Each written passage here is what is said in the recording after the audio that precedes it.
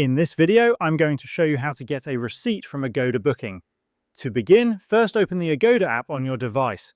Once you are on the main screen, look toward the bottom of the page and tap on the option labeled My Trips. From here, select the booking for which you need a receipt by tapping on it once.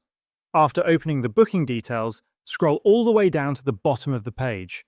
Under the Agoda Cash section, you will find the option that says Send e-receipt by email. Tap on this option and Agoda will process your request. In this demonstration, I had previously cancelled this particular booking, which means the receipt will not be available for me.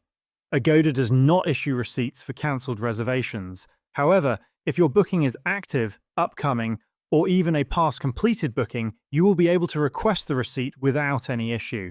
After that, Agoda will deliver it directly to your registered email address. To access it, simply open your email inbox and make sure you are logged into the same email account that is connected with your Agoda profile. The receipt should appear in your inbox within a short time. And this is how you can get receipt from Agoda booking.